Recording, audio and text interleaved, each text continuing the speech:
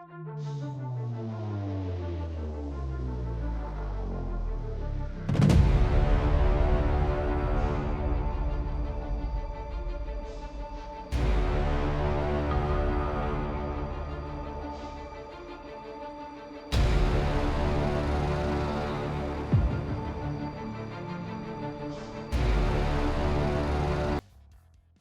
you want to become a good pilot in Battlefield, but every time you try, someone insults you in game chat, you just end up crashing into a tree, or when you try to hit something, you keep shooting around them for some reason? Well, today, I'm going to share with you my Battlefield helicopter settings that will be a game changer for you.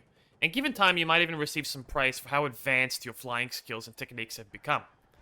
Over the years of mastering helicopter gameplay in Battlefield games, I would like to share with you all my helicopter settings for both Battlefield 2042 and Battlefield 4. All these settings are transferable into Battlefield 6, so don't be alarmed. While each of the battlefields do share different flight mechanics, the general idea and approach is identical. And most of it, if not all of them, can be transferred into Battlefield 6. So I've booted up 2042. We're in game now. I'll go through each of the categories and explain to you what each of the settings are for.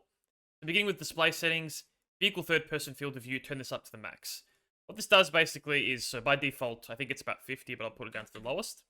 This is first person, this is third person. Now, even at the lowest, you can still see more in third person. So you can see in the bottom right, the cockpit's taking up the screen. This lets me see around me a lot more. Now, we bump this setting up to the max. Look at the difference. It's literally like having a third eye. It is insane how powerful third person is in Battlefield vehicles. Please take advantage of this. Max is setting out. It will help you so much more with survival and awareness. For graphic settings, like motion blur and chromatic aberration, set these all to off and low. What these will do basically, like anything that helps with immersion in Battlefield games tends to hinder visibility. And as a pilot, you want to be able to see things as easy as possible, especially at long range. This is also why I have all my graphic settings set to low and off. And I'll show you the difference now. So here's just like a patch of grass and some terrain and some foliage. That's fine. Now if I bring all these settings up to ultra,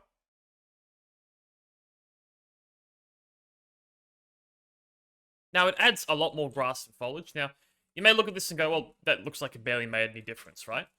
Now, there'll be situations on certain maps where there'll be a lot of foliage and a lot more grass than this one, where a stinger or someone will be hiding in a bush, and it'll be very hard to spot them, especially at longer ranges. And there'll be situations as a pilot, you need to keep your distance.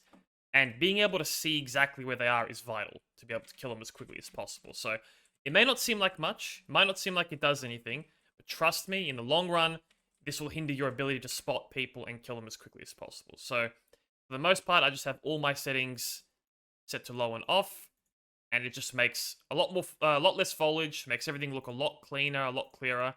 It may make the game look a little less, it may make the game look more ugly.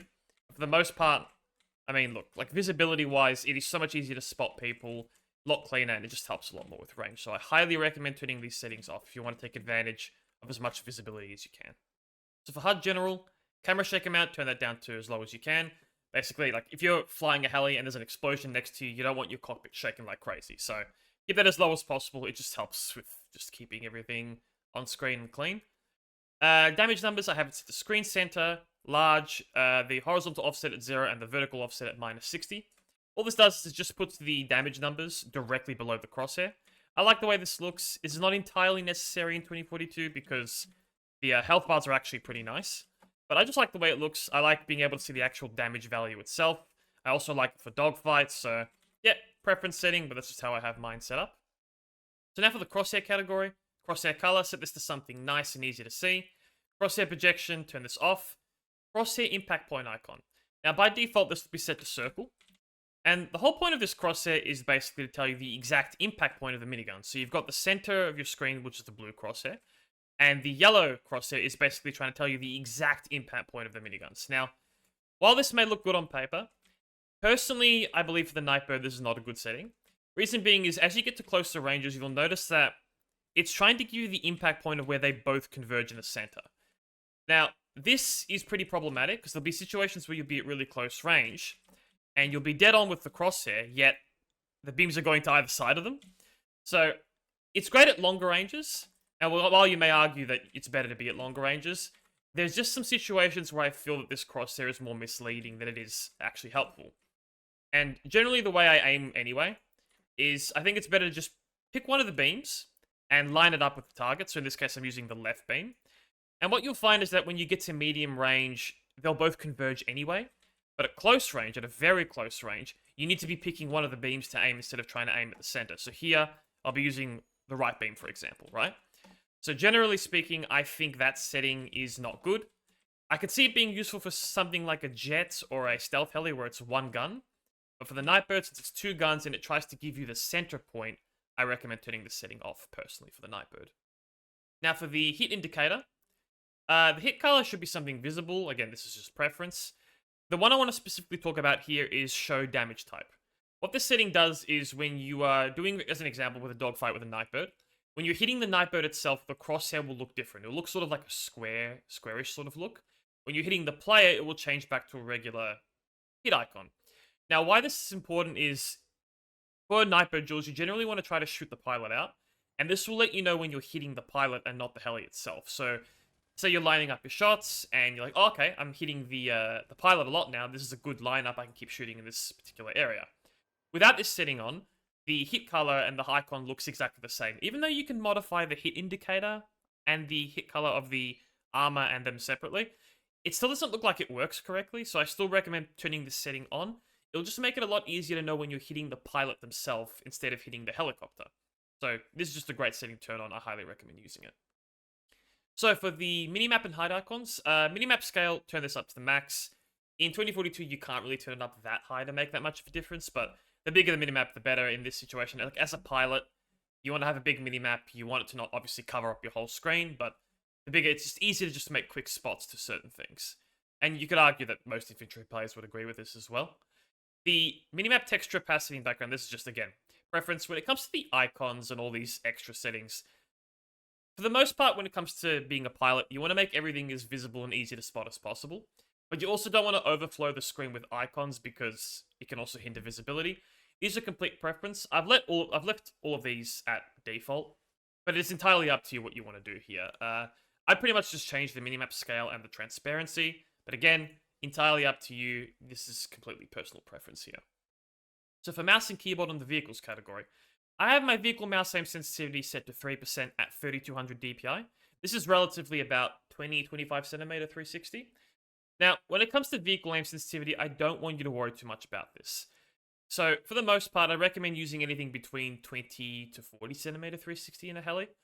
And the reason why I don't want you to worry about this setting too much is, as you get better as a pilot, you'll find that you more so will use your movement to aim as you get better, and this will become less and less relevant.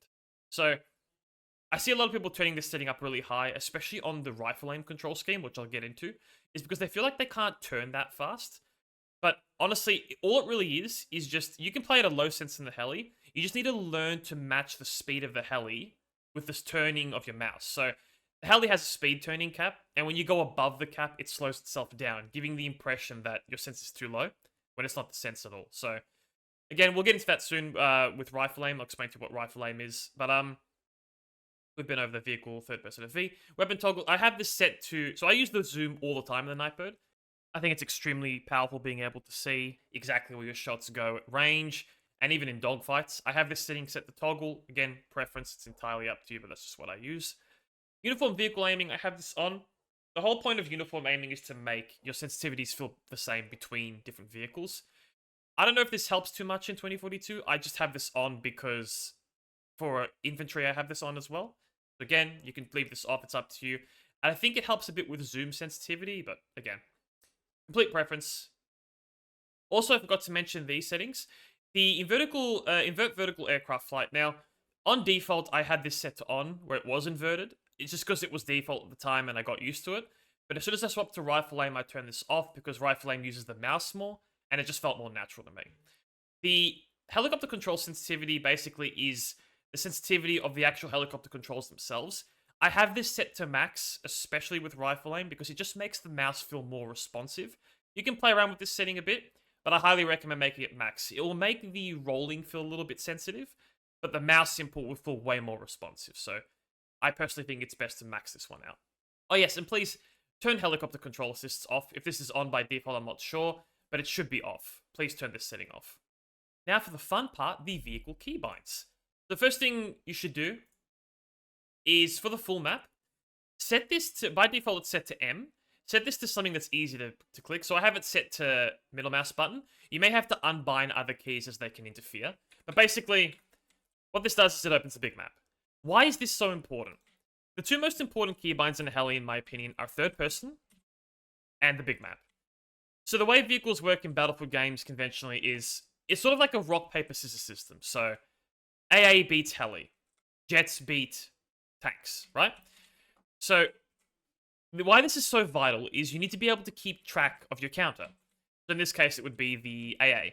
And the AA has so much range that being able to, like, for example, you can be over there, and the AA can be over here, and it can catch you off guard and kill you. You can't see it on your map in the bottom left, but you can on your big map. This is why it's so important to utilize the big map to keep track of your counters in Battlefield. So these two are vital. I recommend setting the big map to something very easy to click, and it will be very helpful for you in the long run. So this control scheme I've got here is called Rifle Aim. And I'll explain to you the differences between default and Rifle Aim soon. But effectively, in a nutshell, what it does is it just swaps the rolling and the yawing controls from the mouse and the keyboard. But now I will load up a comparison between the two. I'll show you what default and Rifle Aim does. And I want to also explain to you why I believe Rifle Aim is superior. Alright, so I've chucked the keyboard overlay on just to make it a bit more easier to explain. Now, the way default, this is how helicopters are in all the Battlefield games by default. Basically, W and S is up and down, as it usually is. A and D will turn the heli left and right. Moving the mouse will roll the heli. And looking up and down, you can do this with the mouse. But this is how default Battlefield always has been. Alright, now I'm going to show you Rifle Aim. The way Rifle Aim works is basically W, like up and down are exactly the same. Just roll and yaw are now swapped. So rolling the heli is now A and D. You're not using the mouse.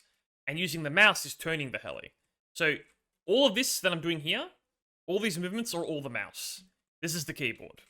Alright, so rolling is keyboard, mouse is turning left and right and looking up and down. Why is this so good?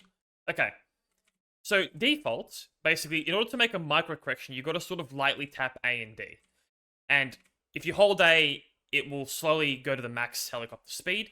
You don't have individual control over the turning speed of the heli. You have to either lightly tap A and D, or you have to roll the heli to take advantage of using your mouse to aim. Now, while this is not a bad thing, you can still do exceptionally well with this. I used default for 7 years and hit great aim.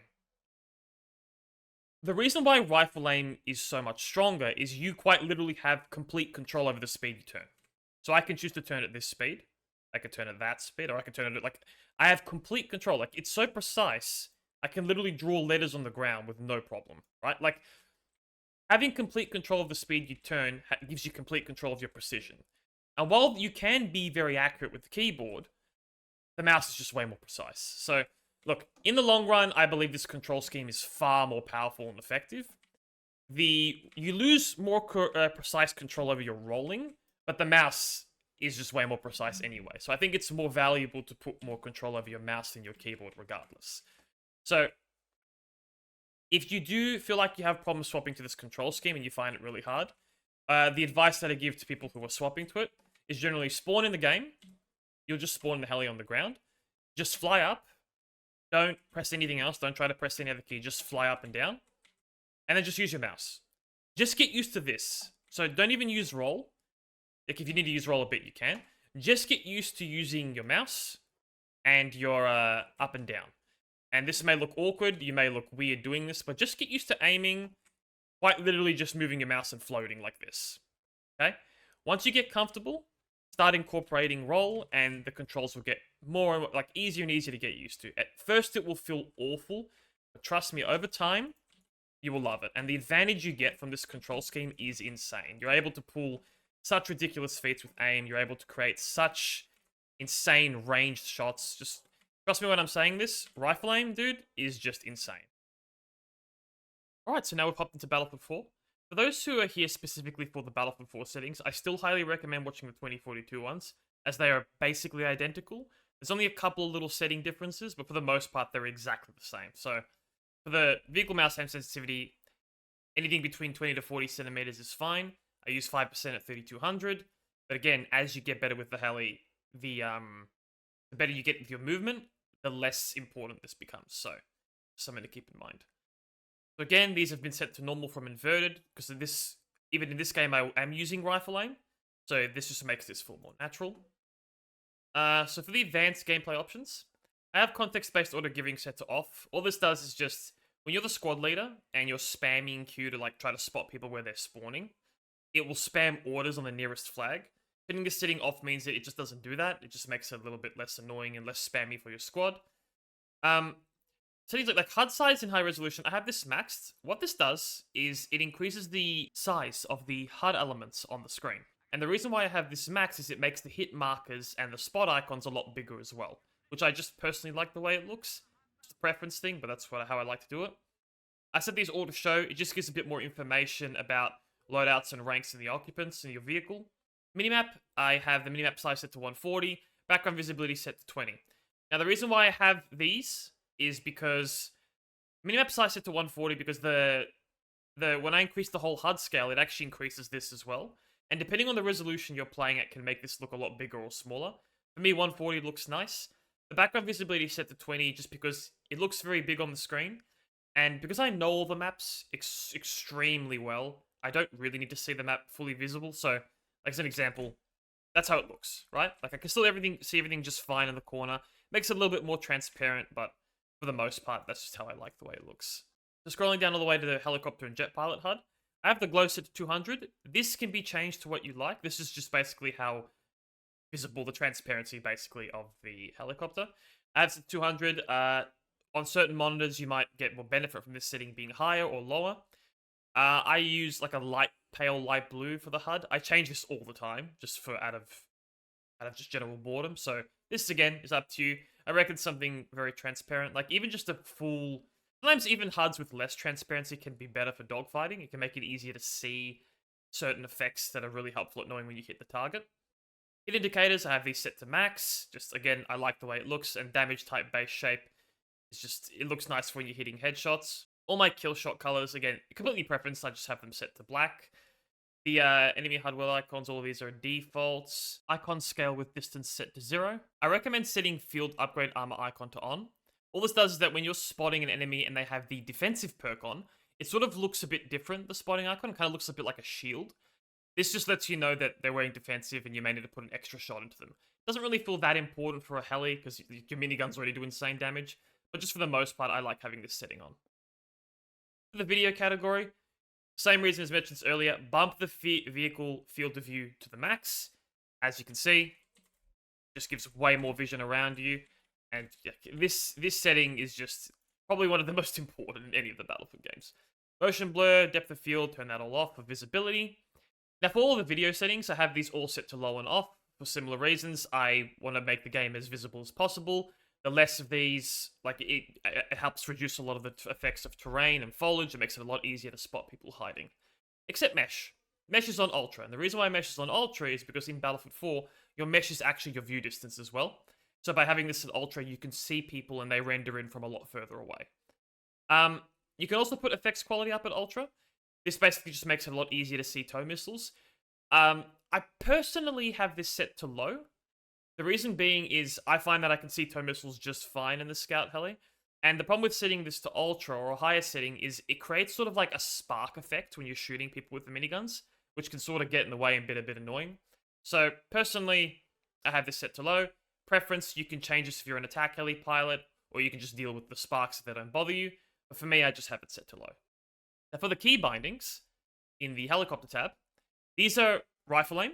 And again, I'll show you how to set these up for the exact same reasons. For a full map, which is the big map in this game, I have it set to mouse 2. Easier to access, it just, again, for the same reasons, third person, big map, it's so nice, so easy to see everything. So for rifle aim, in this game, just something to keep in mind, I will reset these now and show you how to set them up. But something to keep in mind with rifle aim in Battlefield 4 is, although it moves exactly the same, the way it feels is not the same. So in this game, there's a bit of acceleration with the mouse when you're using it. Sometimes it can feel like it speeds up too much or slows down too much. This in itself has a skill ceiling, and you'll get used to it. But it is still, in my opinion, extremely strong in this game as well. So I'll quickly show you how to do these.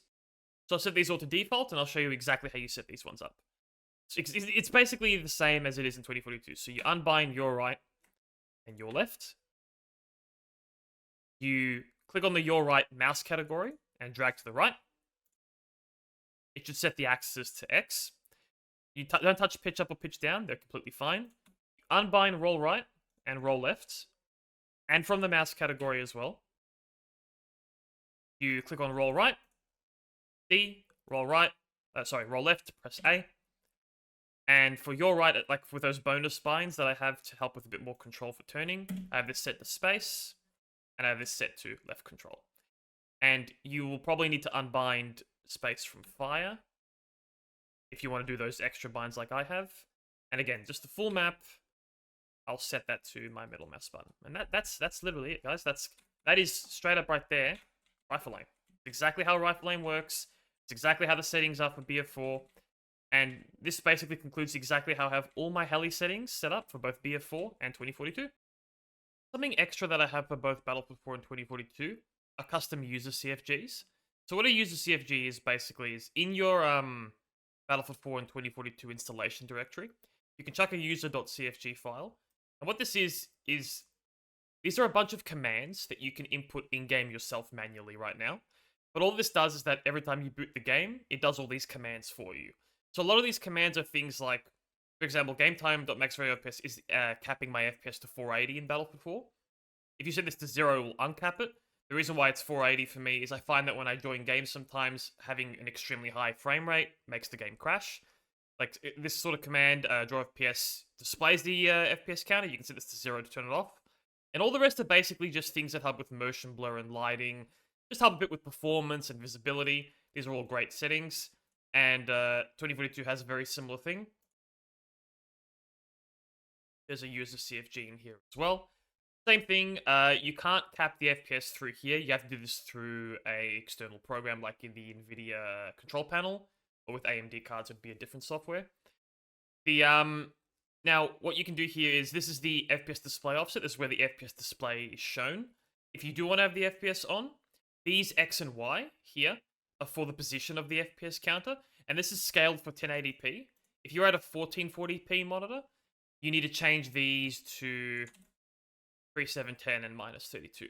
There are other scales available. It may take a bit of playing around with, but for the most part, those are for 1440p and 1080p. The display scale and all these settings can change the size of it and all those sort of things. But for the most part, very similar thing. Motion blur and lighting. This helps disable some of the lighting. This particular command here helps FPS a lot. It can make the lighting in the menu look a little bit weird and in some situations of the game, but it helps a lot with frames. So that particular command there, if you don't like the way that looks, you can set that to 0 and turn that off. Making this file is very easy. All you need to do is just hit create a new text document. Add the commands you want. File, save as, into the same location. And you just name it user, and you just change the ending to .cfg. It will say the file may become unusable, or whatever this is telling me to replace because I've already got it. Just hit yes, and that is it. You will have the same thing. Now, I can just chuck these user CFGs in the description. I have a link for them to my Google Drive. You can just chuck them directly in if you do not want to do this manually. But if you do want to do it manually, I can also add paste bin links. It is entirely up to you. But yeah, that's pretty much the extras that I have. I hope I've been good help. I hope I've given you some great insight for settings in Battlefield piloting. This video has been requested to me for a while, and despite Battlefield 6 coming out soon, this video should still be a big help setting up settings for Battlefield 6 as well. I hope you all enjoyed the video. I'll be pushing more YouTube content as time goes on. You all take it easy, and hope to see you all on the battlefield.